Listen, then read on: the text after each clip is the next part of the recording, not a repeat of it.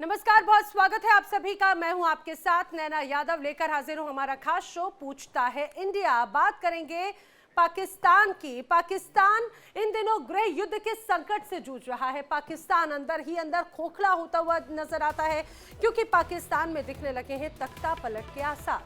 वजह है सिर्फ एक शख्स, जिसका नाम है आसिम मुनीर। वही आसिम मुनीर जो पाकिस्तान अपनी मजबूती को बढ़ाना चाहता है। कुछ ही दिन पहले संसद ने आसिम मुनीर के लिए नया और शक्तिशाली पद चीफ ऑफ डिफेंस फोर्सेस यानी कि सीडीएफ बनाने वाले 27वें संवैधानिक संशोधन को पास किया। कहा जा रहा है कि आसिम मुनीर ही पाकिस्तान के पहले सीडीएफ बने हैं और उनके पास में अब नियुक्तियां, प्रमोशन और एक तरह से कहा जाए कि हर रूप से कमान अपने पास में है। यहां तक कि न्यूक्लियर यूनिट्स तक का अधिकार उनके पास है। लेकिन यहां पर बड़ी पहेली है आधिकारिक नोटिफिकेशन, जो आज सार्वजनिक अभी तक नहीं हुआ। क्या ये तख्ता पलट की शुरुआत है? पाकिस्तान में छिड़े बवाल को लेकर लंदन तक गूंज सुनाई देने को मिल रही है। दरअसल लंदन में है नवाज शरीफ और बाकायदा इस पर नाराजगी जाहिर की गई है शहबाज शरीफ को लेकर। इसको लेकर शहबाज शरीफ भी अब टेंशन में नजर आते हैं। एक तरफ इमरान खान पर सवाल छिड़े हुए हैं पाकिस्तान में, दूसरी तरफ मुनीर की ताकतें बढ़ी हैं। दोनों ही स्थिति पाकिस्तान की सरकार को अंधकार में धकेल रही है और शहबाज शरीफ बैठे हैं लंदन में। जी हां, शहबाज शरीफ इस दौरान लंदन में हैं। उनका 2 दिन का दौरा था, लेकिन उसे बढ़ा दिया गया, 4 दिन का हो गया। अब वो कब आएंगे कोई नहीं जानता। हालांकि इस बीच ये जरूर कयास लगाए जा रहे हैं कि 1 दिसंबर को यहाँ पर पार्लियामेंट की जो संसद की कार्रवाई शुरू होगी उसके पहले बैठक है। संभवतः तब शायद आ जाएं, लेकिन आएंगे भी या नहीं ये कोई नहीं जानता। इस सारी घटनाओं को लेकर एक ही ओर जाता है, क्या कुछ ही घंटों में, कुछ दिनों में पाकिस्तान में कुछ बड़ा होने वाला है, यानी कि तख्ता पलट। ये वो तमाम ये परिस्थितियां मैं आपको बता रही हूं। शहबाज शरीफ को लेकर समझिए, शहबाज शरीफ इस दौरान विदेश दौरे पर हैं। जब यहां पर बड़े स्तर पर उबाल नजर आता है, होना चाहिए था उन्हें पाकिस्तान में, लेकिन वो यूएन में शामिल होने के बाद में पहुंच गए सीधे लंदन, अपने सेफ हेवन में। सेफ हेवन लंदन को हमेशा से ये कहा जाए कि शरीफ परिवार के लिए माना जाता है, दूसरा घर लंदन एक तरह से माना जाता है। लेकिन यहां से ही जो परिस्थितियां यहां पर बनती हुई नजर आती हैं, माना जा रहा है नवाज शरीफ ने सीधे सीधे फटकार लगा दी शहबाज शरीफ को कि शहबाज शरीफ ने ही सीडीएफ जैसे पद को लेकर बड़ी मंजूरी दी और बड़ी ताकत सीधे सीधे मुल्ला मुनीर को दे दी गई। अब सवाल ये खड़े होते हैं, क्या मुनीर के खिलाफ अब गेम प्लान तैयार कर रहे हैं? सीधे सीधे क्या सरकार के खिलाफ मुनीर एक बड़ा गेम प्लान तैयार करें? पाकिस्तान में नई सरकार बन सकती है, क्या मुनीर तख्ता पलट की तैयारी कर रखे हैं? ये भी अपने आप में एक बड़ी तस्वीर बनती हुई नजर आती है। वो तमाम सवाल हैं जो जानने की कोशिश करेंगे। हमारे साथ में खास मेहमानों का जो पैनल है वो कनेक्ट होगा, उनसे हम इन तमाम परिस्थितियों पर चर्चा करेंगे कि आखिर पाकिस्तान में हो क्या रहा है। ऐसा पाकिस्तान, एक ऐसा देश जहां पर जब से कहा जाए वो अस्तित्व में आया तब से लेकर अभी तक एक भी प्रधानमंत्री अपना कार्यकाल पूरा नहीं कर पाया। तो क्या इसी फहरिस्त में नाम अब शहबाज शरीफ का भी जुड़ जाएगा? क्योंकि यहां पर सेना एक बार फिर से तख्ता पलट की तैयारी कर रही है। करेंगे चर्चा। मेरे साथ जो खास मेहमान जुड़े, आइए जल्दी से मैं आपको मिलवा देती हूँ। रक्षा विशेषज्ञ रिटायर्ड मेजर जनरल अनुज माथुर जी हमारे साथ में जुड़ रखे हैं। रक्षा विशेषज्ञ रिटायर्ड ब्रिगेडियर शरदेंदु जी हमारे साथ में जुड़ रहे हैं। पाकिस्तान से हमारे साथ में जुड़ रही हैं पीएमएलएन की नेता उस्मा करदार। हुसैन जावेद पाकिस्तान के पत्रकार हमारे साथ में जुड़ रहे हैं। विदेश मामलों के जानकार निपुण आलम बायन जी हमारे साथ में जुड़ रहे हैं। आप सभी का इस चर्चा में बहुत बहुत स्वागत है। मैं लेकिन सबसे पहले हुसैन जावेद जी से शुरुआत करना चाह रही हूँ, क्योंकि हुसैन जावेद जी ज्यादा बेहतर तरीके से हमें अपडेट दे पाएंगे। हुसैन जी, मेरे 2 सवाल हैं। जरा अगर आप चूंकि पाकिस्तान में बैठे हैं बतौर पत्रकार, आप नजर रखे होंगे खबरों को लेकर। एक तरफ इमरान खान लगातार उन पर कंफ्यूजन है। रिसेंटली एक बार फिर उनके परिवार की प्रतिक्रिया आई है, वो कह रहे हैं कि भाई यहाँ पर पाकिस्तान की सेना पर भरोसा नहीं है, मिलवाया नहीं जा रहा है और अभी भी सिर्फ इंतजार है। क्या इस पर अभी कोई स्थिति क्लियर हुई? और दूसरी बात ये कि शहबाज शरीफ, जिनकी पहले लंदन की ट्रिप 2 दिन की थी, 4 दिन बढ़ा दी गई और इस बीच कई ऐसी हलचलें हैं, ऐसा लगता है कि आसिफ मुनीर कुछ बड़ा प्लान कर रहे हैं और कहा जा रहा है कि भाई तख्ता पलट की तैयारी एक बार फिर। नैना जी, आपका शुक्रिया कि आपने मुझे इनवाइट किया, और जितने भी हमारे यहाँ पे पैनलिस्ट हैं उनको भी सलाम। पहली बात है, आपके पहले सवाल का जवाब इमरान खान के हवाले से। हम्म। देखिए, इमरान खान साहब, आपको पता है कि वो जेल के अंदर है, और आज से नहीं है, 2 साल से है। हम्म। अब जेल के अंदर जो कैदी होता है, हमारे यहाँ जो जेल के रूल्स हैं हम्म। उसके मुताबिक या उससे मंगल को मीटिंग हो सकती है, और उससे जुमेरात के दिन यानी कि ये थर्सडे तो के दिन बात हम उससे पिछले मीटिंग हो कुछ दिनों सकती से है। कंटिन्यू कर रहे हैं हुसैन जावेद कि हाँ ठीक है, जुमेरात यानी गुरुवार का और मंगलवार का दिन जेल मैनुअल ये परमिशन देता है, लेकिन एक महीने में और कितने गुरुवार आ गए और कितने मंगलवार आ गए, लेकिन वो आके गुजर गए ना, बात तो ये रही। मैं आपकी बात से एग्री हूं कि पिछले 3 हफ्ते से उनसे किसी किस्म की कोई मीटिंग हुई नहीं है, ना हम्म। उनकी बहनों के साथ कोई मीटिंग हुई है, और ना ही उनकी जो सियासी जमात है उसके किसी भी बंदे के साथ उनकी मीटिंग नहीं हुई है। हम्म। लेकिन मैं उसमें यही कहूंगा कि इस पे हमें उम्मीद रखनी चाहिए कि शायद इस हफ्ते में कोई ना कोई एक मीटिंग उनके साथ हो जाए, क्योंकि उम्मीद पे ये दुनिया उनका हक कायम है। भी है और कोर्ट का ऑर्डर भी है। ये बकायदा कोर्ट का ऑर्डर है लिखे में कि उनके साथ मीटिंग होना हम्म। उनका हक है। हम्म। तो ये तो हम सब चाहते हैं कि ये चीज इस तरह से हो, लेकिन इमरान खान हम्म। बिल्कुल सेहतियाब है, हेल हार्टी है, हम्म। हेल्दी है, अच्छा खाना खा रहे हैं, एक्सरसाइज वो करते रहते हैं क्योंकि स्पोर्ट्समैन रहे हैं। उनकी सेहत को लेके जो इतनी ज्यादा अटकलें लगाई जा रही है, क्या सराहियां हो रही है, बिल्कुल बेसलेस है, और ये मैं आपको पूरी जिम्मेदारी से कह रहा हूं। दूसरी बात, आपका एक और सवाल, शहबाज शरीफ साहब पाकिस्तान आएंगे या नहीं, फिर आपने अपने इंट्रो में कहा तख्ता पलट, तो आज मैं समझ गया कि आज तख्ता पलट जो है ये एक तरह का हैशटैग है आज का। तो मैं उस पर यही कहूंगा, देखिए शहबाज शरीफ साहब जो है, बिल्कुल उन्होंने आज इस्लामाबाद आ जाना था, लेकिन उनका मेडिकल चेकअप चल रहा है, इसलिए सिर्फ एक दिन के लिए उनका जो स्टे है वो वहां पर बढ़ चुका है। कल, अब चाहे वो दिन के वक्त आए चाहे वो शाम के वक्त आए, लेकिन कल वो इस्लामाबाद आ रहे हैं। दूसरी बात, एक और अच्छा, बात ऐसा है कि ऐसा ऐसा तख्ता क्लैरिफिकेशन पलट हो की। गया है क्या? जी, ऐसा क्लैरिफिकेशन हो गया, इंफॉर्मेशन आ गई ऑफिशियल की आ रहे हैं बिल्कुल वो? हो गया है। देखें, देखें, बिल्कुल हो चुका है। चलिए। हमारे जो डिफेंस मिनिस्टर हैं, हम्म। ख्वाजा आसिफ साहब, उनका ट्वीट आ गया, उन्होंने बाकायदा तौर पे ये बात कह दी है हम्म। कि एक तो वो कल आ रहे हैं, और जब वो आएंगे हम्म। तो ये सीडीएफ को लेके एक ख्वाम खा का जो चाय की प्याली का तूफान है हम्म। कि नोटिफिकेशन नहीं आ रहा तो पता नहीं क्या होगा, क्या हम्म। हुकूमत और जो फौज है वो एक सफे पे है कि नहीं, हम्म। कल आपको इन सब चीजों का जवाब नहीं नहीं, मिल मैं भी बिल्कुल जाएगा। मान ये लेती हूँ उनके हुसैन ट्वीट जी, में आ मैं गया है। जल्दी से आप एक और लास्ट इस पे चीज शामिल करना चाह रही हूँ, फिर अन्य गेस्ट का रुख करूंगी। बिल्कुल मैं मान लेती हूँ प्राइवेट विजिट है, प्राइवेट विजिट को एक्सटेंड कर दिया गया, और ये भी खबर आई कि नवाज शरीफ नाराज भी हुए, लेकिन ये टाइमिंग बड़ा संदिग्ध है। इसी को लेकर बड़ी अलग अलग बातें हो रही हैं कि भाई यहाँ पर ये तो प्राइवेट विजिट धीरे धीरे एक अलग तरह की कंडीशन बनाता हुआ साइलेंट कूप वाली कंडीशन को और सॉफ्ट करता है, यानी कि नरम तख्ता पलट का एक बेस तैयार कर दिया जा रहा है। देखिए मैम, अगर हम इसको जरा ठंडे दिमाग से सोचें, मुझे बताएं, तख्ता पलट वहां पे होता है जहां हुकूमत और एस्टेब्लिशमेंट एक सफे पे ना हो, वहां पे तो इस तरह के मसले आ सकते हैं। अभी आपके सामने है 27th अमेंडमेंट आई है, जो हमारी पार्लियामेंट है उसने भारी अक्सरियत से अमेंडमेंट पास की है कि जो हमारे आर्मी चीफ है और जो कि हमारे फील्ड मार्शल भी हैं वो सीडीएफ भी होंगे। ये सब चीजें इत्तेफाक राय से हुई हैं, और ये इस बात को बिल्कुल जो है वो वाजे भी करता है कि फौज और हुकूमत एक सफे पे है। आपकी इजाजत से एक लाइन कहूंगा, वो लाइन ये है, देखें, ये कंफ्यूजन तब होता जब पिछले साल 2024 में आर्मी एक्ट में अमेंडमेंट ना होती, और जो हमारे आर्मी चीफ है उनका जो अरसा है उसको 3 साल के बजाय 5 साल ना किया जाता। वो तो 1 साल पहले हो गया है।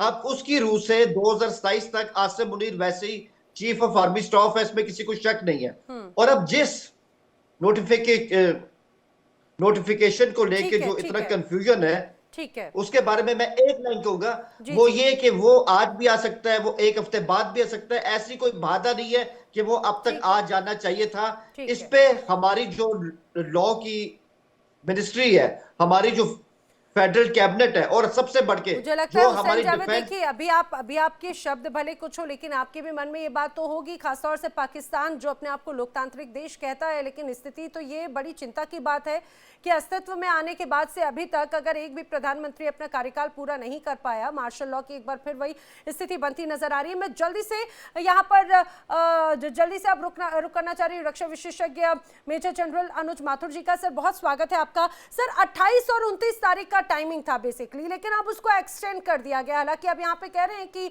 रक्षा मंत्री की तरफ से बात आ गई है, क्योंकि 1 तारीख से यहाँ पर जहां तक मैं जानती हूँ कि संसद की कार्रवाई होनी है, आने वाले वक्त में बैठकों का दौर भी होना है। लेकिन सर ये टाइमिंग बड़ा क्रिटिकल हो गया और ये प्राइवेट विजिट इसीलिए बड़ा इंपॉर्टेंट हो जाता है। कहा तो ये जा रहा है कि इधर यहाँ पर चर्चा कर रहे हैं शहबाज शरीफ नवाज शरीफ के साथ में कि अब क्या किया जाए। मुनीर को ताकत तो दे दिया, वो मार्शल लॉ ला देंगे या फिर से तख्ता पलट कर देंगे, हमारी गर्दन को निपटा देंगे। जय हिंद नैना। देखिए, मैं आपको 3-4 बातें बताना चाहता हूं, क्योंकि एक चीज हमको समझने की आवश्यकता है। ये बात हम पहले हो चुकी है, फिर मैं बताऊंगा कि जो 27th अमेंडमेंट हुआ है, इससे असीम मुनीर का स्टेटस क्या है। 5-6 पॉइंट क्विकली मैं बता दूंगा। पहली बात, तीनों सेनाओं के प्रमुख, बाकी दोनों जो सेना प्रमुख हैं, उनके मातहत काम करेंगे, पहली बात। दूसरी बात, nuclear command independently, nuclear button उनके हाथ में। तीसरी बात, complete legal immunity for life, ये सिर्फ राष्ट्रपति को है। तो प्रधानमंत्री जो है डी फैक्टो उनके नीचे हो गए। उसके बाद जो जो न्यूक्लियर अपॉइंटमेंट्स होंगे, जितने भी अपॉइंटमेंट्स होंगे, उसकी रिकमेंडेशंस वो करेंगे। उसके बाद वो वहां पर उन्होंने जो जिस प्रकार से वहां पर there is not answerable to executive के प्रति वो उनकी कोई आंसरेबिलिटी नहीं है, और वो किसी को भी, इतनी उनके पास ताकतें आ गई हैं। ये क्लियर कट इंडिकेशन है। और मैं बता सकता हूं कि ये एक डिक्टेटोरियल पावर्स, ये जो सीसी थे इजिप्ट के, या अभी किम जोंग उन है, उसी लेवल की ताकतें आज की तारीख में असीम मुनीर के पास हैं। अब देखिए, जब आप डिक्टेटर बनते हैं, तो डिक्टेटर बनने के बाद एक पहला काम मुझे लगता है ये उनका इशू होता है कि कोई भी जो पोटेंशियल एडवर्सरी है, पोटेंशियल उनके लीडर उभर के आने वाला होता है, उसको किसी प्रकार से साइडलाइन या एलिमिनेट करना। बिल्कुल साफ शब्दों में मैं बता रहा हूं। तो अभी जो प्रक्रिया आपको नजर आ रही है, वो मुझे लगता है कहीं ना कहीं उस चीज को दिखाती है, चाहे वो इमरान खान के साथ हो, या शहबाज शरीफ साहब के साथ हो, या किसी और के भी साथ हो। तो मेरा ये मानना है कि जब आपने इतनी जबरदस्त अथॉरिटी एक आदमी में निहित कर दी है, तो वो विली निली वहां का dictator already, Naina please mark my words, already willy nilly dictator वो वहां बने हुए हैं, पहली बात। दूसरी बात क्या होता है, देखिए, जितने भी आर्मी के जितने बड़े बड़े टेन्योर्स होते हैं, जो अपॉइंटमेंट्स होते हैं, वो last working day of the month पर वो खत्म हो जाता है। तो आप अगर देखेंगी तो ये इनको होना नहीं चाहिए। इनको last working day of the month इनका नोटिफिकेशन आ जाना चाहिए था। तो टेक्निकली ये सीडीएफ इनका कंफर्मेशन नहीं हुआ है। उसकी कोई ना कोई वजह जरूर होगी। मैं आपको बता सकता हूं कि कोई भी चीज, जब देश में इतने हालात बिगड़े हुए हैं, आपके एक सूबे का मुख्यमंत्री सड़कों पर निकल करके हल्ला मचा रहा है, और लोग बातचीत हो रही है कि वो मंगलवार को ये करेंगे और बुधवार को ये करेंगे, तो ऐसी परिस्थिति में देश का प्रधान अगर देश से बाहर हो, तो मुझे नहीं लगता कि ये कोई मामूली बात है, ये कोई आसानी समझ में आने वाली बात है। तो मैं देख पा रहा हूं नैना, वो ये है कि वो एक डिक्टेटर ऑलरेडी बन चुके हैं, और वो अभी आइडेंटिफिकेशन परेड में लगे हुए हैं कि कौन कौन उनके पोटेंशियल एडवर्सरीज हो सकते हैं। सर यही तो बात है जिसे आप बात कर रहे हैं कि एक तरह से इनडायरेक्ट वे में इनडायरेक्ट कूप तो हो चुका है, और अब सिविलियन लीडरशिप ऐसा लगता है कि वो आर्मी के आगे एक तरह से बेबस नजर आती है। मैं जल्दी से उज़मा करदार जी का रुख करना चाह रही हूँ। वो ज्यादा बेहतर तरीके से राजनीति को वहाँ की समझती हैं, लंबे वक्त से वहाँ की राजनीति का हिस्सा रही हैं। उज़मा जी, आपसे मैं जरा समझना चाह रही हूँ, पाकिस्तान की सियासत को अगर आप समझाएं और मौजूदा स्थिति को समझाएं, तो क्या ये इनडायरेक्ट कूप है? एक तरह से ये कहा जाए कि मुनीर अपनी कमान संभाल चुके हैं और सिर्फ फेज जो है वो सिविलियन लीडरशिप की है। अब जी, मैं आप लोगों की बातें सुन रही हूँ और मुझे तो हंसी आ रही है कि मुझे लगता है बॉलीवुड में शायद फिल्में चल नहीं रही, तो वहां से कोई स्क्रिप्ट राइटर आपने मंगवाया है कि आप कोई ब्लॉकबस्टर मूवी बनाना चाह रहे हैं। ये सिर्फ आपकी जो ये सारी बातें हैं ना, मैडम, जिस तरह के सवाए इसके ये वो पता नहीं वो जनता के लिए कहीं वो जनता के लिए डिजास्टर ना हो जाए। मैडम, इस बात को समझिए जरा। जो स्क्रिप्ट मैं यहाँ तो पर समझ लिख रही रहे हूँ, हैं आसिम आप इस मुनीर, वो बात को डिजास्टर समझिए ना हो कि जाए। आपके आसिम मुनीर जो है वो उससे तो आप इतने खौफजदा ओ हैं। My God. आसिम मुनीर तो हमारे हीरो हैं। उन्होंने उन्होंने वो पूरे कौम के हीरो हैं और उन्होंने आपको एक ऐसी इबरतनाक शिकस्त दी है जिसकी वजह से आप सारे अब उनके पीछे पड़े हुए हैं हाथ धो के। कोई फायदा नहीं होना। आप टैक्स पेयर का पैसा जाया कर रहे हैं। आप ये प्रोपेगेंडा सेल्स अब जो आपके ऑपरेट करते हैं इंडिया से और जो अच्छा। रॉ और आपकी मोदी सरकार चला रहे हैं, अच्छा। इनको आप बंद कर दें क्योंकि ये टैक्स पेयर का पैसा जाया हो रहा है। हमारे पाकिस्तान इस वक्त जो तो है क्या करे, बहुत मजबूत है पाकिस्तान वाला और पूरी फॉर्मूला अपना दुनिया लिया जाए क्या? पाकिस्तान वाला फॉर्मूला अपना लिया जाए, यहाँ से इंडिया से डेमोक्रेसी खत्म कर दी जाए, क्या आप ये कहना चाह रही हैं? पाकिस्तान का जो पूरा डेमोक्रेसी का देखिए तरीका है वो अपना लिया जाए। आप अपनी फिक्र किया करें। आप अपनी फिक्र किया, आप इंडिया अपनी फिक्र किया करें। आपके बहुत सारे जो आपके लोग हैं वो आपसे अलहदा होना चाह रहे हैं, वो आपके साथ रहना नहीं चाह रहे हैं। आप ओह सिख माय कम्युनिटी गॉड। को देख लें, वो खालिस्तान बनाने के लिए वो दिन रात कोशिश कर रहे हैं। देखिए आपके देखिए नागालैंड नैना, के एक लोग 1 देख लें, सेकंड। आपके जी बंगाल जी। के देख लें, आपके कश्मीरी लोग देख लें, आपके दलित्स देख लें, कोई आपके साथ रहना नहीं चाह रहा है। अच्छा, आपके इंडिया तो में किसके हजारों पास जाना चाह मसाइल रहे हैं? हैं, लेकिन पाकिस्तान के पास आपने जाना ये चाह जो रहे हैं? कहानियां अरे घड़नी मैडम, होती हैं, मैम आप ये शाम को जो 5:15 हो रहे हैं, कौन सी दुनिया के कौन से सपने देख रही हैं आप? मुझे समझ ही नहीं आता। कश्मीर की जो खूबसूरती देखिए है ना, वो शायद आप रास नहीं आ रही है क्या? मुझे लगता है पहले आपको ये देखना चाहिए। जी, आपकी देखिए बात, आपने कश्मीर को आपकी बात पे माथुर जी आ, कुछ रिएक्ट करें, फिर आपने मैं दोबारा आपका रुख कर रही हूँ। जी देखे आपने कश्मीर को इतना बड़ा मैं जेल बनाया हुआ है, वहां पे आप लोगों को जी जी। मार रहे हैं, आप उनको देख- वहां अरे से अरे कश्मीर बदल मैडम, करके बाहर बाहर आप फेंक रहे हैं। देखिए आप हिंदू वहां पे लोग लाके सेटल पता डाउन नहीं कर कौन रहे सी हैं। स्क्रिप्ट आप आप तो पढ़ते हैं बहुत मानो एक जी। जुल्म कर मिनट रहे हैं वहां एक पे। मिनट एक जी जी। देखिए देखिए ये देखिए ये बॉलीवुड की स्क्रिप्ट की बात कर रहे थे। ये जो स्क्रिप्ट है वो उससे भी कई घटिया स्क्रिप्ट बोल रही हैं। कोई एक भी बात इनकी मैं आपको इतना बता देना चाहता हूं कि जिस सिख की आप बात कर रही हैं, जिसने आपको इस ऑपरेशन सिंदूर में घुटनों पे ला दिया, वो भी एक सिख था, इंडियन एयरफोर्स का चीफ। कोई इसमें संदेह न रख लें। ये आपको पूरी दुनिया को पता होना चाहिए। ये हमारी नहीं बता रहा हूं मैं, इंटरनेशनल कम्युनिटी के ये रिजल्ट्स हैं कि इंडियन एयरफोर्स जो है वो चाइनीज एयरफोर्स से भी ऊपर जाकर के बैठ गई है। Indian army 3rd most powerful army हो गई है और उसकी वजह ऑपरेशन सिंदूर में भारतीय सेनाओं का अद्वितीय प्रदर्शन और पाकिस्तान की बुरी तरह से मार। 88 घंटे में घुटने पे आकर के भीख मांगी है पाकिस्तान ने, कहीं जाकर के आप ये खत्म हुआ है। और ये जो न्यूक्लियर सेबर रैटलिंग आप करते थे कि न्यूक्लियर कर देंगे, 100 किलो के वजन हमारे पास, ये रखे वो रखे, उसको एक जगह धड़ा का धड़ा रह गया। तो ये मैं बता देता हूं आपको कि किसी प्रकार की बातचीत आप यहाँ की करना ना कर शुरू करें। आप बलोचिस्तान संभाल लें, सबसे बड़ी दिक्कत संभाल लें, इसी बात की होती है। बलोचिस्तान संभाल लें, सिंध संभाल लें, सर सबसे बड़ी दिक्कत तो इसी बात की हो लें। जाती है ना कि जब बात हम करते हैं पाकिस्तान के अंदरूनी मामलों की, तो एक झूठा नैरेटिव प्रोपेगेंडा क्रिएट करने की कोशिश की जाती है। उस्मा जी अपनी बात पूरी करी थी, फिर जल्दी से मैं आनी गेस्ट का भी रुख करूंगी। उस्मा जी सुनिए, मैं जानती हूँ तकलीफ है, लेकिन ठीक है, आपको अपनी जनता को जवाब देना होता है। लेकिन आप मुझे एक बात जरूर जल्दी से समझाइए, ये जो प्राइवेट विजिट है, ये जो एक्सटेंड हो रही है, उस पर कई सवाल खड़े हो रहे हैं। इमरान खान को लेकर कोई अभी तक सही इंफॉर्मेशन, मुलाकात क्यों बंद करवाई गई, मुलाकात क्यों रोकी गई, जेल मैनुअल के अकॉर्डिंग अगर दिनों की बात होती है, क्या इस बीच मंगलवार और जुमेरात के दिन नहीं आए? आखिर क्यों उनका परिवार बार बार सरकार और सेना पर सवाल खड़े कर रहा है? अदियाला जेल, जिसे मौत की जेल कहा जाता है, वहां पर डेथ सेल में क्यों रखा गया है? देखिए जो इमरान खान है वो इस वक्त एक 5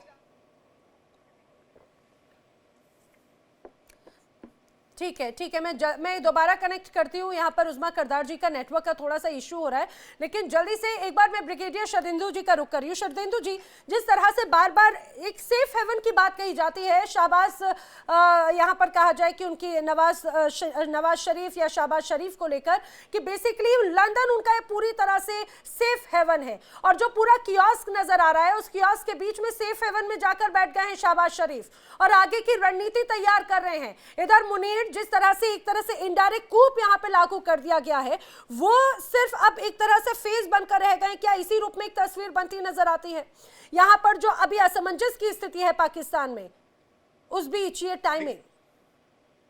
देखिए, शाहबाज शरीफ अपनी कब्र खुद खोद रहे हैं। इतनी ज्यादा पावर, इतनी ज्यादा छूट, इतनी ज्यादा इम्यूनिटी आप ऐसे चीफ को दे रहे हैं जो आपको ही ध्वस्त करेगा। ये आप प्रिपरेशन करने गए हैं। लेकिन सर कुछ नवाज तो शरीफ भी मजबूरियां भाग के रही गए थे। होंगी उनकी, नवाज कहा शरीफ जाता है ना, बाहर कुछ गए तो थे जब मजबूरियां रही होंगी, यूं ही कोई बेवफा नहीं होता, तो कुछ तो मजबूरियां रही होंगी शाहबाज शरीफ की, इतना ज्यादा कोई दिलेर नहीं होता। बिल्कुल आपने सही बताया। और ये तैयारी करने गए, ये अपने भाई से पूछने गए कि जब आप बाहर गए थे तो आप कैसे बच के निकले और कैसे अपनी आपने जान बचाई। अब मेरे ऊपर वही चीजें गिरने वाली, तो मैं अपनी कैसे जान बचाऊं।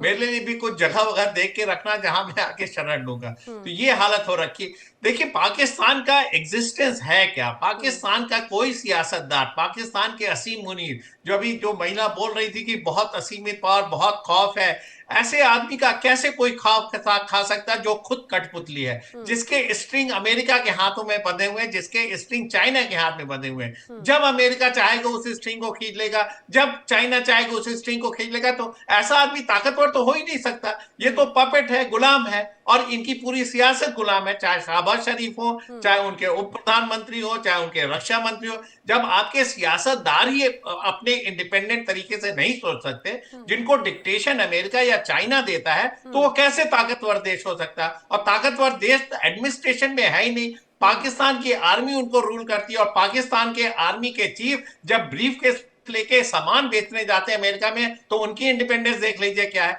तो ओवरऑल सिचुएशन ये है कि पाकिस्तान अपने ही नीतियों द्वारा गिरता हुआ नजर आ रहा। और जो असीम मुनीर है, आप उनको ताकतवर कैसे मान सकते हैं? ताकतवर तो वो जनरल होता है जो विद इन पैरामीटर, जो आपके आर्मी रूल, आर्मी एक्ट के तहत आप ऐड करके एक अपनी आर्मी को प्रोफेशनल बनाइए। लेकिन आप तो कॉन्स्टिट्यूशन अमेंडमेंट कराते हैं, आप अपनी लीगल इम्यूनिटी चाहते हैं, आप एग्जीक्यूटिव के ऊपर उठना चाहते हैं, तो आप अपने आप को कमजोर महसूस करते हैं, तभी आपको ये सारी चीजें प्रोटेक्शन चाहिए। तो असीम मुनीर बेसिकली एक कमजोर और डरपोक इंसान है, जो बंकर में बैठ जाता है, जो सिर्फ मीडिया में के ग्लेयर में रहना चाहता है, और अपने सैनिकों को सिखलाई ना करके उनको ऐसे उन्मादी जिहाद में फंसाना चाहता है, जिससे कि उनकी सारी की सारी जान चली जाती है। इसी वजह से उनके सैनिक बंकर छोड़ के भागते हैं, इसी वजह से उनके सैनिक की यूनिफॉर्म टांग दी जाती है। तो मैं ऐसे जनरल को सबसे कमजोर जनरल मानता हूं।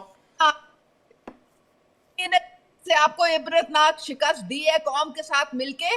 अब बार बार मैंने आपकी बात सुनी नहीं, मेरी बात पूरी सुन लिया करिए, तो मैं आपको पॉइंट वाइज, तरतीब वाइज बता दूंगा कि आप एक कमजोर कंट्री में, कमजोर कंट्री के कमजोर जनरल के अंडर है, और हर एक व्यवस्था दुर्व्यवस्था में, जिसकी कोई आर्थिक नहीं, विदेश नीति नहीं, और एक तरीके से आप आर्थिक गुलामी और सब तरीके से गुलामी की जंजीरों में जकड़े हुए। और आपका जो मोस्ट पॉपुलर लीडर है, उसको आपने जेल में बंद करके आप उसको एलिमिनेट करना चाहते हैं। कि हमारा जो पड़ोसी मुल्क है ना, वो सकारात्मक रूप में झंडा बुलंद करे, डेमोक्रेसी के रूप में झंडा बुलंद करे, वो इस रूप में झंडा बुलंद करे कि वो आतंकवाद से पूरी तरह से मुक्त हो चुका है, वहां पर लोकतांत्रिक व्यवस्था है। हम भी चाहते हैं कि पाकिस्तान झंडा बुलंद करे कि वहां की प्रधानमंत्री, कोई एक प्रधानमंत्री 5 साल तक कम से कम टिक जाए। मुझे लगता है उस्मा करदाशद, आप तो इस बखूबी, आप इस दर्द को तो बखूबी जानती हैं, खासतौर से। सुनिए क्या हो जाता है, मुझे लगता है उस्मा करदार, शायद मुझे लगता है आप इस दर्द को तो बखूबी जानती हैं। चाहे बात नवाज शरीफ जब सत्ता में रहे हो, तो इस बार भी कैसे यहाँ पर गुलाम राष्ट्रपति शासन की बात हो, जनरल परवेज मुशर्रफ ने जब सैन्य तख्ता पलट किया, तो इस दर्द को तो आप बखूबी जानते हैं। और मौजूदा स्थिति भी शायद यही बनती नजर आती है। चिंता तो होनी चाहिए। मैं जल्दी से निपुण जी का एक बार रुख करना चाह रही हूँ। निपुण जी, अब जो पूरी परिस्थिति बन रही है, कई रिपोर्ट्स को मैं पढ़ रही थी, तो उसमें ऐसा लग रहा है कि मुनीर एक तरह से डिफेक्टो रूलर बन चुके हैं, और ये पूरी इम्यूनिटी, वो भी लाइफ टाइम इम्यूनिटी के साथ में। और जब लाइफ टाइम इम्यूनिटी मुनीर को मिल चुकी है, तो सबसे पहले किसके लिए मुसीबत खड़ी होगी? मौजूदा प्रधानमंत्री, मौजूदा सरकार के लिए। हाँ, देखिए, मुझे ऐसा लगता है कि वो बन चुके हैं, लेकिन सरकार पे किसी तरह की मुसीबत मुझे लगती नहीं है अभी।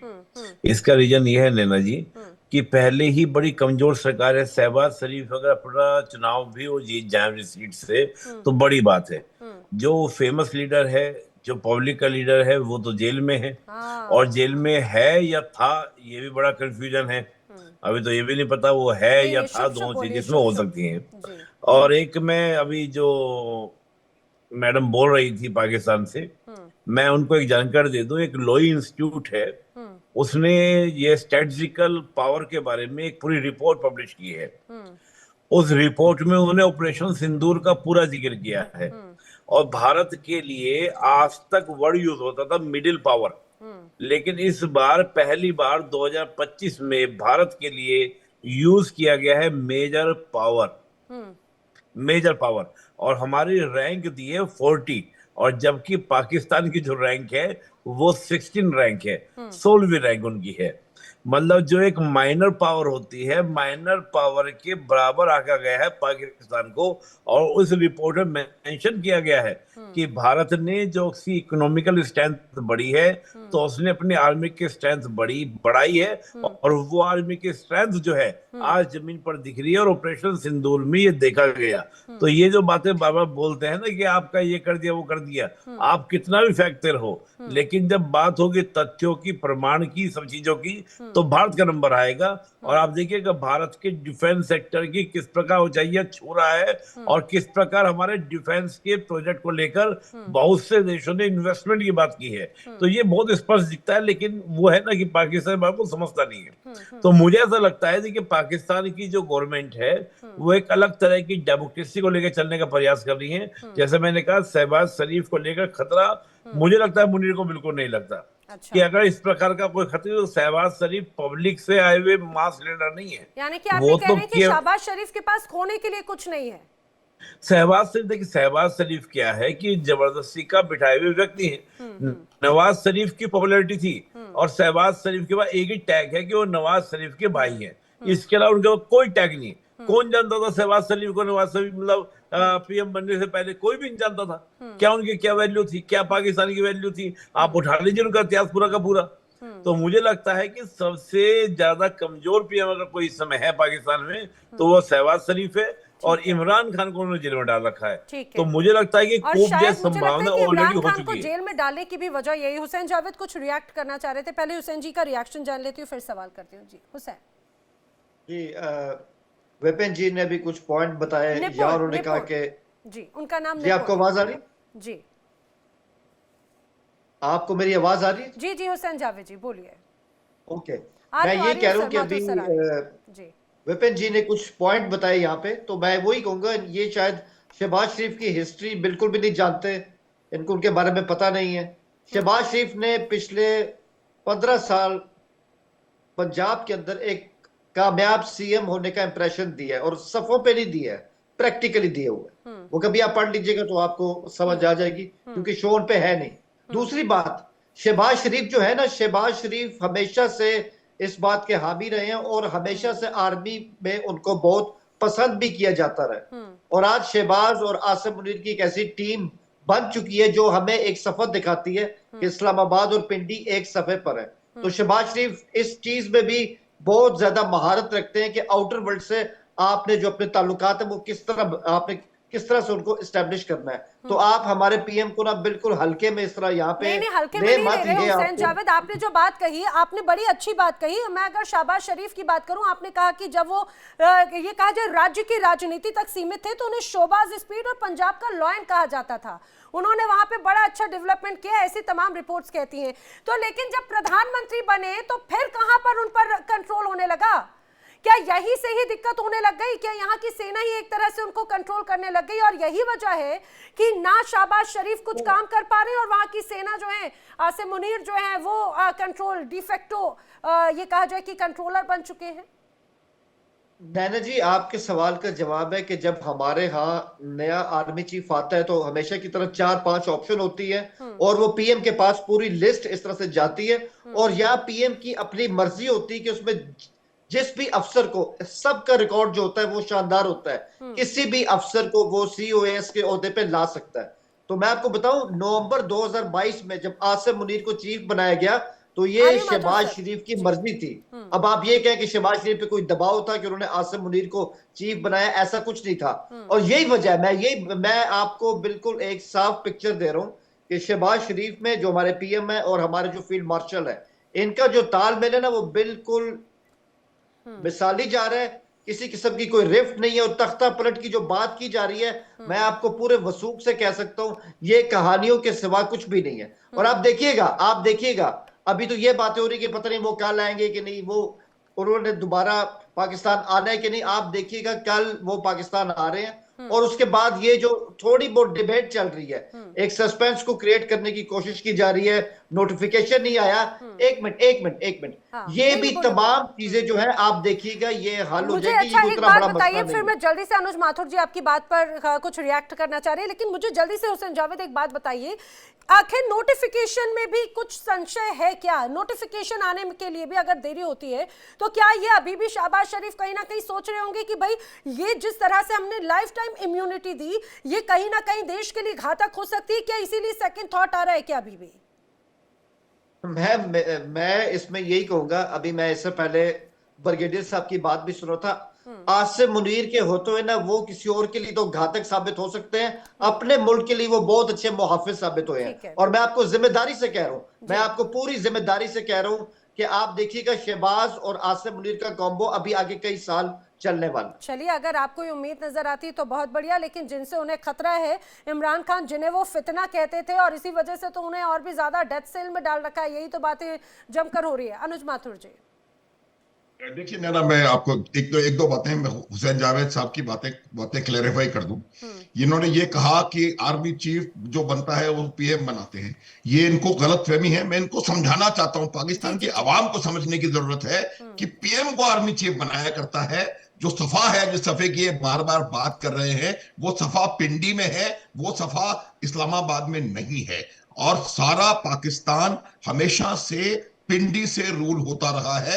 और आज जिस प्रकार की पावर्स, मैंने 6 पॉइंट आपको बताए थे, जिसको कि वो कह करके चली गई कि ये आपका कोई बॉलीवुड का स्क्रिप्ट है, वो क्लियर पॉइंट्स हैं जो कि आपके अमेंडमेंट के बीच में से निकाल करके लाए गए हैं। उनसे बिल्कुल क्लियर हो गया है कि कौन कहां पर है।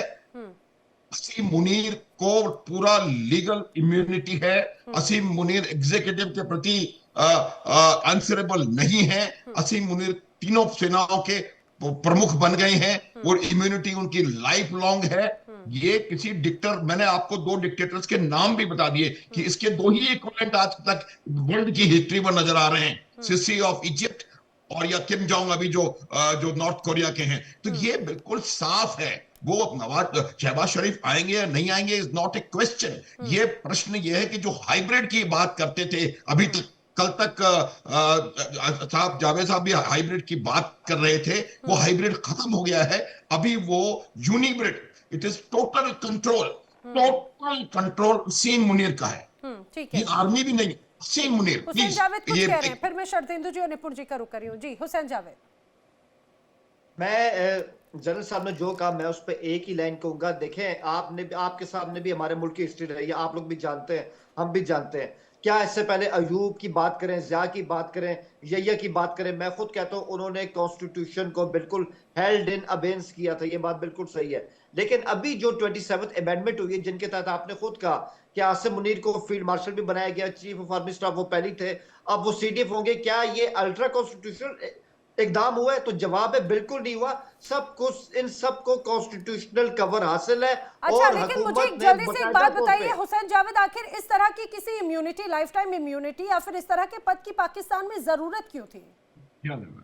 देखो मैं इसमें सिर्फ एक बात कहूंगा, कानून साजी करना, लॉ मेकिंग करना, ये पार्लियामेंट का हक है। और अगर हमारे लॉ मेकर ऐसे सोच रहे हैं, लेकिन मुझे तो लगता है, मैं समझता हूं ठीक है, आवाम की मैं आपका जवाब तो समझ गई। आप उसको स्ट्रेच कर रहे हैं घुमा घुमा कर, लेकिन शर्तेंदु जी से समझने की कोशिश कर रही हूँ। सर, क्या पाकिस्तान में आखिर इसकी जरूरत क्यों पड़ी, सीडीएफ की, या फिर एक कोई भी व्यक्ति उसे लाइफ टाइम इम्यूनिटी और ये कहा जाए कि देश का सबसे मजबूत ताकतवर व्यक्ति बनाने की ऐसी क्या मजबूरी, क्या जरूरत थी?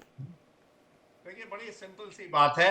अब वहां पाकिस्तान की आर्मी ने हमेशा से देश को रूल किया है, सत्ता में चाहे जो बैठे, प्राइम मिनिस्टर कोई कुछ हो, अब वहां के chief of the army staff he country को रूल करते हैं। अब उनको तो ये पीएम की जरूरत थी या फिर अब बता रहा हूँ, बिल्कुल बता रहा हूँ। देखिए, कॉन्स्टिट्यूशन कॉन्स्टिट्यूशन अमेंडमेंट इसलिए किया कि अब उनको लीगल इम्यूनिटी मिल गई है, अब उनको कोर्ट द्वारा ट्राई नहीं किया जाएगा। अब जब शेयरिंग ऑफ पावर देख लीजिए, आपका प्राइम मिनिस्टर तो लीगली इम्यून नहीं है, उसको कोर्ट में उसको ट्राई किया जा सकता है, लेकिन आपके chief of the defence forces को नहीं लागू किया जा सकता। तो कौन ज्यादा पावरफुल हुआ? आपके सीडीएफ ज्यादा पावरफुल हुए, उनको इसकी इम्यूनिटी की इसलिए जरूरत पड़ी। अगर नहीं तो सत्ता बदलती तो इनके कोर्ट में जाते और इनको आजीवन कारावास या फांसी हो सकती थी, लिहाजा उनको इम्यूनिटी चाहिए। तो अब बात वही हो गई है कि एक टीम कैप्टन था, उसने अपने आप को 12th मैन बना लिया, और 12th मैन जिसे होना चाहिए उसको आपने टीम का कैप्टन बना दिया, और एक ऐसा शख्स जिसने आपको वर्ल्ड कप लाके दिया उसको आपने जेल में डाल दिया। हो सकता है वो जिंदा है, हो सकता है वो जिंदा ना हो, तमाम तरीके के अटकलें लगाई जानी। तो ये सिस्टम जब आप फॉलो करेंगे तो कहां शहबाज शरीफ आते हैं? शहबाज शरीफ तो नंबर 2 के अपने आप ही आ गए। आपका कॉन्स्टिट्यूशन उनको इम्यूनिटी नहीं देता as a prime minister, therefore वो नंबर 2 हो गए। तो कैसी पावर, कैसी एग्जीक्यूटिव पावर, कहां पे आपका जो प्राइम मिनिस्टर जो है वो सारे मिनिस्ट्रीज को कंट्रोल कर रहा है? किस तरीके की पावर शेयरिंग की आप बात करें? तो आपने अपने पैर में खुद कुल्हाड़ी मारी है, और यही असीम मुनीर इन्हीं शहबाज शरीफ को अपदस्थ करेगा, यही पावर में आएगा। आज की डेट में क्वासी डिक्टेटरशिप है, कल डिक्टेटरशिप आएगी, और साथ में इम्यूनिटी होगी, और साथ में एक डिससेटिस्फैक्शन पाकिस्तान में होगा, क्योंकि उनकी आर्मी में डिससेटिस्फैक्शन होगा।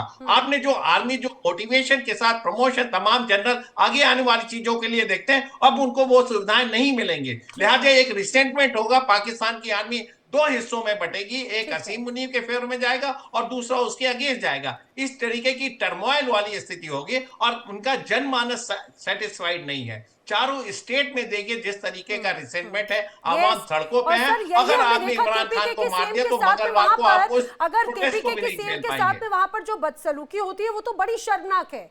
वो दर्शाता है कि किस तरह से दबाव है, प्रेशर है और डर है साफ तौर से। हुसैन कुछ कह रहे थे आपकी बात पर, फिर मैं निपुण जी करूं। देखिए, मैं तो सर की खिदमत में यही बात करूंगा, बोल लेने दिया कि मेरे कई सारे पॉइंट रह जाते हैं। नहीं, अच्छा कोई बात ठीक है। मैं हुसैन जी कुछ आपको काउंटर करें, अटैक नहीं कर रहा, आपके आर्गुमेंट, आपका जो आर्गुमेंट है उसका जवाब दे रहा हूं। और मैं सिर्फ उसमें यही कहूंगा कि पीएम के पास भी, शहबाज शरीफ के पास भी ये चीज इस तरह से जो हमारी अमेंडमेंट है उसमें थी कि पीएम को भी इम्यूनिटी दी जाए, उन्होंने खुद इनकार कर दिया। ये आप इसको ठीक कर ले, उनके पास मौका था कि उनको भी इस तरह मिल जाती, उन्होंने खुद इनकार किया। दूसरी बात, आपने कहा ना कि अब हमारी इंडिविजुअल विल नहीं है, ये इंडिविजुअल विल नहीं है। आप शहबाज शरीफ के नहीं, आप प्राइम मिनिस्टर के ओहदे को समझिए, आप प्राइम मिनिस्टर के ओहदे को समझिए। ये शहबाज शरीफ की बात है। Shehbaz Sharif has got no right to say no. आप प्राइम मिनिस्टर के इंस्टीट्यूशन को कॉम्प्रोमाइज कर रहे हैं और उसको कम पावरफुल बना रहे बनस्पत आर्मी चीफ के। तो इस चीज को समझिए ना, मुद्दों को पकड़िए, इंडिविजुअल नहीं होता कोई चीज। सुने, दूसरी बात आपने कही कि अब फौज के अंदर कोई प्रॉब्लम होगा, फौज में इस तरह की डिवीजन हो जाएगी, तो ये पाकिस्तान की फौज है, या कभी हमारी आर्मी हमारे किसी आर्मी चीफ के खिलाफ नहीं गई है, ये हमारी हिस्ट्री बताती है। और एक बात मैं आखिरी बात कहूंगा, जो अभी तक नहीं हुआ वो आगे नहीं होगा, इसकी गारंटी नहीं है। सर हौसला तो करे ना, जब आप इस तरह से बात कर रहे थे मैं नहीं बोला, मैं सिर्फ इसमें एक लाइन कहूंगा। एक चीज है कि आसिम मुनीर फोबिया से बाहर आ जाएं। जब से आपका शो स्टार्ट हुआ है आसिम मुनीर का फुटेज और उनकी पिकी चल रही है, इससे बाहर आ जाएं। देखिए, अब मैं थोड़ा एक दो चीजें आपको बताऊंगा। असीम मुनीर इज नॉन एग्जिस्टेंट। मैंने उसकी कमजोरी आपके अभी इसी चैनल पे कुछ मिनट पहले बताई है, कितना कमजोर जनरल है जो अपने आप को इम्यून करने के लिए तमाम तरीके के प्रोविजन और कॉन्स्टिट्यूशनल अमेंडमेंट कर रहा है। उसका प्राइम मकसद होना चाहिए अपनी आर्मी को ट्रेन करके किसी अनटुवर्ड इंसिडेंट या अपनी सॉवरेनिटी इंटीग्रिटी को बरकरार रखें। लेकिन आप अपने ही देश की सरजमी को बेचने के लिए अमेरिका चले जाते हैं। बीआरआई के प्रोजेक्ट किस तरीके से आपके देश में प्रोलिफरेट कर रहा है, किस तरीके से चाबार पोर्ट तक पहुंच गया, वो जग जाएगा। तो आपने अपने देश की सुरक्षा तो नहीं की है। पीओजेके में जिस तरीके का प्रोटेस्ट है वो नहीं, और साथ में जिस तरीके से आप डिस्प्रोपोर्शनेट फोर्सेस का इस्तेमाल करते हैं, एयर स्ट्राइक करते हैं अपने ही आवाम के ऊपर, तो ये आपके अपने देशवासियों की तो नहीं सुरक्षा कर रहे किसी। तो आप अपने आप में एक कमजोर जर्नलिस्ट की जो बात कर रहे थे यहाँ पर हुसैन जावेद, उसमें शहबाज शरीफ की हिस्ट्री में बाकायदा एक नरसंहार का भी जिक्र है जिसमें कई लोगों की की जाने गई थी उसका जिक्र हुआ, और हाल ही में हमने देखा उन्हीं के कार्यकाल में कैसे चाहे बात हम इस्लामाबाद की करें, लाहौर की करें, वहां पर लोगों पर गोलियां बरसा दी जाती है। हुसैन जावेद, इस बात को जरा समझिए कि आखिर किस हिस्ट्री की आप बात कर रहे हैं। लेकिन मैं जल्दी से निपुण जी का रुख कर रही हूँ। निपुण जी, जिस फोबिया की बात कर रहे हैं अभी यहाँ पर हुसैन जावेद कह रहे हैं कि भाई आसिम मुनीर का फोबिया है, ये क्या यही फोबिया कहीं ना कहीं शहबाज शरीफ को है जो वो लंदन पहुंच गए? आखिर उनका ये लंदन कनेक्शन क्यों बार बार सवाल खड़े करता है, क्या इस्टेब्लिश है? प्लीज एक बार ये समझाइएगा। देखिए, अभी मैं फावेद भाई को सुन रहा था, तो हसीना भाई जो कह रहे थे वो बहुत सारी बातें उन्होंने बोली, मैं उन्हीं की बात को क्लियर कर देता हूं। तो फावेद जी ने कहा कि एक तो हमारे जो पीएम साहब मैं बता देती हूँ हुसैन जावेद हैं, और हुसैन जावेद जी निपुण जी हमारे साथ में है चर्चा में, आप दोनों को शायद नाम का कंफ्यूजन हो रहा है। फावेद जी नहीं, वो क्या नाम बताया आपने? हुसैन जावेद जी। जी हाँ फावेद, वो हाँ जावेद जी। तो जावेद जी, नैना जी बोल रहे थे कि हमारे पीएम जो है वहां पे इलाज कराने के लिए गए हैं। तो एक तो बात ये क्लियर हो गई कि इनका जो मेडिकल सिस्टम है कितना डिस्टर्ब है, कितना बेकार है कि अपने पीएम का इलाज भी नहीं कर सकते। एक तो ये बात क्लियर हुई। तो एक तो लंदन जाने की बात तो उसको आप लीजिएगा। आप एक बात देखिए, डेमोक्रेसी में अगर किसी एक पोजीशन को आप सारी पावर को सेंट्रलाइज कर देते हैं और उसको आप जो एक सेपरेशन पावर की थ्योरी होती है उससे आप बाहर कर देते हैं कि उन पर जुडिशरी कोई एक्टिविटी नहीं हो सकती, मेन डैट कि आपने उसको सुप्रीम बॉस बना दिया। अब ये कह रहे हैं कि कॉन्स्टिट्यूशनली हुआ था। अरे कॉन्स्टिट्यूशनली अमेंडमेंट करके ही तो हिटलर ने सारी पावर ली थी जर्मनी के अंदर। जर्मनी में जो सारी पावर हिटलर ने ली थी वहां पे कौन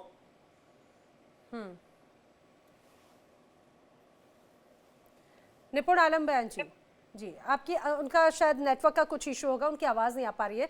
मैं अनुज माथुर जी का ही इसी सवाल के साथ में रुक करना चाह रही हूँ। अनुज माथुर जी, आप भी कुछ बात का रिएक्ट करना चाह रहे थे, लेकिन मुझे इस बात को एक बार फिर से ये ज़रा समझाने की कोशिश कीजिएगा कि आखिर ज़रूरत क्यों है इस तरह से CDF की या फिर इस तरह से लाइफ टाइम इम्यूनिटी की, और वो भी जब पाकिस्तान के हुक्मरान बखूबी जानते हैं कि जब जब यहाँ पर सेना सरकार से ज़्यादा मजबूत हुई उसके बाद में हश्र बहुत बुरा रहा, चाहे बात सरकार का हो या पाकिस्तान पूरे मुल्क का, वहाँ की आवाम का। देखिए, मैं आपको एक बात बिल्कुल साफ तौर पर बता देना चाहता हूं। वो बात यह है कि जरूरत CDF की जरूरत के कोई इशू नहीं है। CDF की जरूरत हो सकती है, हो, और CDF होना चाहिए, वो मैं नहीं कह रहा हूं, लेकिन CDF के पास इतनी पावर्स होना, तो 6 बातें मैंने शुरू में बताई थी।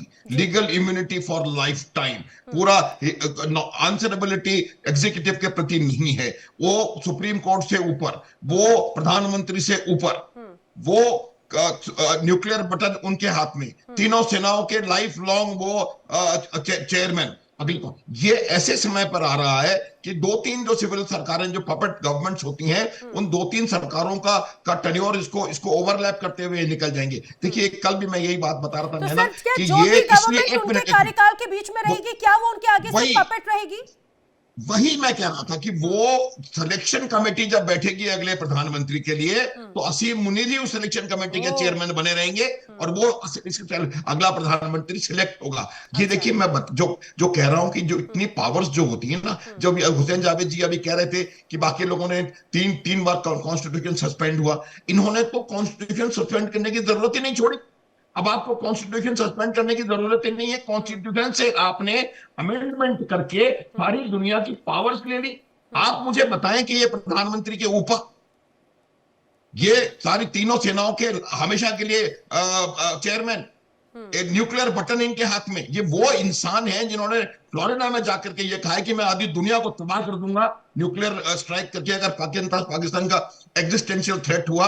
देखिए, जो इस प्रकार का बयान देता है उसको 2 चीजें बिल्कुल साफ हैं। पहली बात तो इररिस्पॉन्सिबल है, और दूसरी बात यह है कि उसको कि भारत अफगानिस्तान से तो एग्जिस्टेंशियल थ्रेट हो नहीं सकती उनको, ना ईरान से हो सकती है। उनको डर है कि भारत से और ये इमीडिएटली इसके बाद किया ऑपरेशन सिंदूर के, उनको पथ सिंदूर में क्या हुआ है, इस वजह से उन्होंने कहा कि अगले बार संभावना है कि भारत की वजह से एग्जिस्टेंशियल थ्रेट हो, और इस वजह से उन्होंने कहा कि मैं आधी दुनिया तबाह कर दूंगा। ऐसे व्यक्ति के पास इस प्रकार की बेइंतहा पावर्स कंसंट्रेट कर देना, ये मेरे हिसाब से और अपने सर आप के लिए आप मुसीबत इसी बात मोल को लेना मुझे है। बताइए कि ये अगर जावेद साहब, नोटिफिकेशन में भी आप- अगर देरी आप हो ये- रही है तो क्या सेकंड थॉट, क्या आप उस गलती का एहसास हो गया है क्या यहाँ पे कि अरे भाई ये तो बड़ी गलती हो गई, गड़बड़ हो गई? बिल्कुल संभालना है।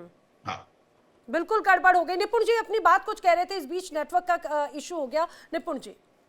हाँ नैना जी, देखिए मैं ये कह रहा था कि जो हुसैन जावेद जी कह रहे थे ना, आप देखिए जर्मनी में जब हिटलर आया था ना, तो उसने कॉन्स्टिट्यूशन अमेंडमेंट कर कर ही सारी पावर अपने में सेंट्रलाइज की थी।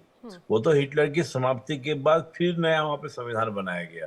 चीन का आप संविधान उठा लीजिए, चीन के संविधान में भी सारी पावर क्या सेंट्रलाइज है, केवल एक पार्टी और एक प्रेसिडेंट के अंदर। यानी कि जो कम्युनिस्ट पार्टी का हेड होगा वही वहां का प्रेसिडेंट होगा, उसके बाद सारी पावर होगी। तो कॉन्स्टिट्यूशन को मानना और कॉन्स्टिट्यूशनलिज्म होना, ये दोनों में बड़ा अंतर है। बिल्कुल और सही। कॉन्स्टिट्यूशनलिज्म की एक ही शर्त होती है कि सेपरेशन ऑफ पावर होना चाहिए। कॉन्स्टिट्यूशन केवल नागरिकों के लिए नहीं है, वो सरकार के लिए भी है। सरकार के जो पार्ट्स होते हैं उनके ऊपर भी वो लिमिटेशंस क्रिएट करता है। आपने एक व्यक्ति को जुडिशरी से बाहर कर दिया कि उसके ऊपर कोई केस नहीं चलेगा, वो लाइफ टाइम रहेगा जब तक वो रहना चाहेगा।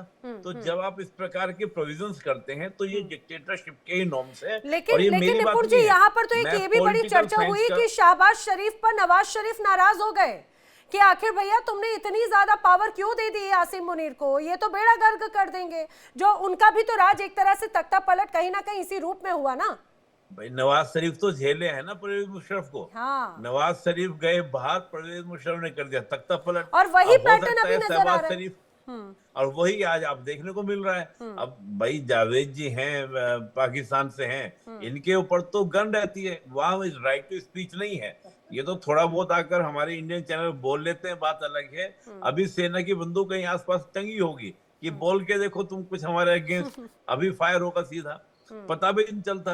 और ये बड़े सभ्य, बड़े शालीन है, इसलिए मुझे उनके साथ चर्चा करने में अच्छा भी लगता है। शालीनता से बात रखते हैं। मैं तो कहती हूँ आप गलत देश में बैठे हैं, आपको यहाँ पर आ जाना चाहिए। हुसैन जावेद जी आराम से बात रखेंगे अपनी। एक लास्ट मिनट में कर दूं। जी जी प्लीज। और देखिए एक्चुअली क्या होता है कि पाकिस्तान के किसी से आप बात कीजिए, ये पंजाब के अलावा बाहर सोचते ही नहीं है कि बलूचिस्तान है या नहीं है, खैबर पख्तूनख्वा है या नहीं है, सिंध है या नहीं है। शहबाज शरीफ जब सीएम थे, सिंधियों के साथ उन्होंने क्या किया ये बताएंगे अभी। जावेद साहब वो नहीं बताएंगे। इनको पंजाब से बाहर दिखता ही नहीं पाकिस्तान। ठीक है, और मुझे लगता है क्योंकि यही तो बात है ना, इसी बात को तो लेकर केपीके या बलूचिस्तान में बड़े स्तर पर नाराजगी नजर आती है। मैं जल्दी से शर्देंदु जी का रुख कर रही हूँ। शर्देंदु जी, आपने एक बात कही थी कि शहबाज शरीफ को मुनीर की इस पावर से या फिर इन सारी चीजों को लेकर कोई डर नहीं है, तो आपको ऐसा लग रहा है कि जो तख्ता पलट की एक स्टोरी अभी एक थ्योरी नजर आती है, वैसे कोई आसार हैं? और एक बड़ी अच्छी बात निपुण जी ने कही कि ऐसा ही तो नवाज शरीफ के साथ में हुआ। वो गए थे विजिट पर, यहाँ पर परवेज मुशर्रफ ने पूरे हालात बदल दिए और अभी भी बार बार इसी तरह के कयास या संभावनाएं बन रही हैं।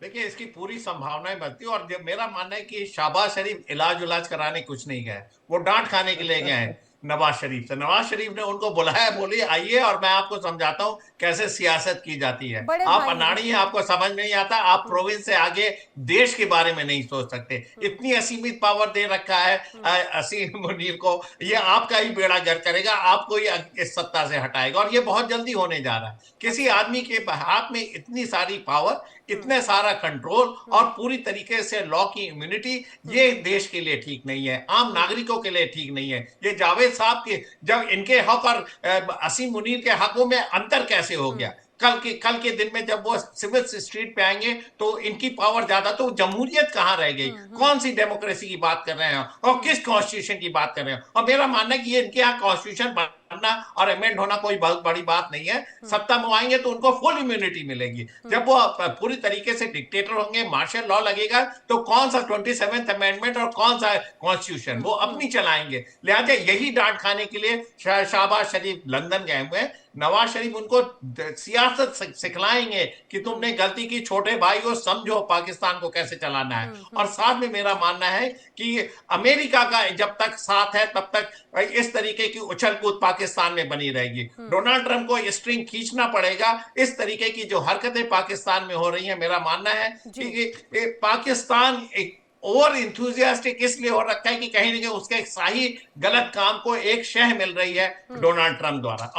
अब जिस दिन ये शह खत्म हुई, जिस दिन ये स्ट्रिंग खींचा, ये धाराशाही तो हो सर जाएंगे, क्या ऐसा तख्ता मेरा पलट की मानना है। स्टोरी भी वहां का जिस स्क्रिप्ट सिस्टम की ही बात कोई कुछ नहीं, देर क्योंकि पहले आपने उसका सिस्टम कतार कह बनाया रहे नहीं हैं, है। तो क्या ये जो तख्ता पलट की स्क्रिप्ट भी है क्या वो डोनाल्ड ट्रंप के माध्यम से लिखी जाएगी क्या?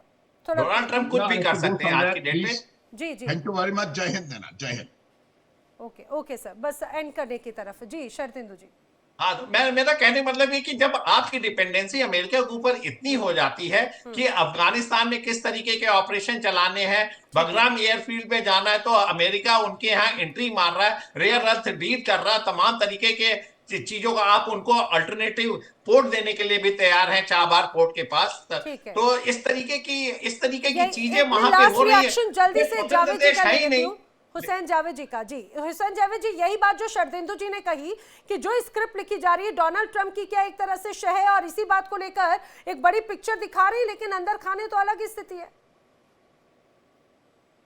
देखिए मैम, आई नो कि आपके पास टाइम कम है, मैं एक लाइन में इसका यही जवाब दूंगा कि ये हमारी खारजा पॉलिसी की कामयाबी है कि आज बीजिंग है, वॉशिंगटन है, वो हमारे साथ खड़े हैं और वो बिल्कुल हमारे जो आपस में ताल्लुकात है बहुत अच्छे जा रहे हैं। यही ट्रंप कल तक आपके साथ थे, आज आपका तालमेल बैठ नहीं, नहीं हमारे रहा है। आज भी अच्छे और हैं। ये फिर बदल जाएंगे ना, ये लॉन्ग टर्म नहीं है, बड़ा शॉर्ट टर्म अरेंजमेंट है, फिर बदल जाएगा, फिर कहाँ जाओगे, फिर बदल ये जाएगा। डिप्लोमेसी चलिए ओके। हाँ हुसैन जावेद, मैं बोली हमारे तो आज भी टर्म्स अच्छे हैं बड़े। नहीं, अच्छी बात है। मैं तो चाहता हूं कि अगर जो आपकी टर्म्स है और भी अच्छे हो, हमें कोई मसला नहीं है इस बात से, लेकिन मैं उसमें आखिरी बात यही कहूंगा, हर मुल्क अपनी सिक्योरिटी के हिसाब से अपने पैरामीटर तय करता है। और जो हमारी सारी डिबेट चल रही है वो आसिम मुनीर पे चल रही है, लेकिन मैं आपको एक बात बताऊं, हम असल में इस ओहदे को मजबूत करना चाह रहे हैं। जो भी हमारी अफवाज का कमांडर होगा, आसिम मुनीर आज है कल नहीं है, लेकिन कमांडर का ओहदा वहां पे अरे रहेगा। लेकिन लाइफ टाइम क्योंकि इम्यूनिटी तो है हुसैन जावेद, जरा मैम, इस बात को समझना चाहिए, लाइफ टाइम इम्यूनिटी तो है। और मुझे लगता है कि आपको इस बात का आकलन करने की भी बहुत जरूरत है कि 14 अगस्त 1947 से लेकर अभी तक 14 पीएम बने, 24 पीएम बने, माफ कीजिएगा, 24 पीएम बने हैं। 24 पीएम में आखिर कौन सा एक भी प्रधानमंत्री अपना कार्यकाल पूरा कर पाया और किस रूप में स्थिति बनी है? बहरहाल वक्त की कमी, आप सभी मेरे साथ इस पूरी चर्चा में शामिल हुए, आप सभी का बहुत बहुत धन्यवाद। लेकिन पाकिस्तान में जिस रूप में एक बड़ी स्क्रिप्ट लिखी जा रही है, शहबाज शरीफ का लंदन जाना, आसिम मुनीर का मजबूत होना, क्या एक बार फिर से नवाज शरीफ और परवेज मुशर्रफ वाली स्थिति एक बार फिर से रिक्रिएट होती हुई नजर आती है क्या? ये तमाम बड़े सवाल यहाँ पर जरूर यहाँ की सत्ता में गूंज रही हैं। वक्त एक ब्रेक का। इंडिया डेली आपकी स्मार्ट टीवी पर भी मौजूद है। इंडिया डेली 24/7 अब आप लाइव देख सकते हैं सभी प्लेटफॉर्म्स पर।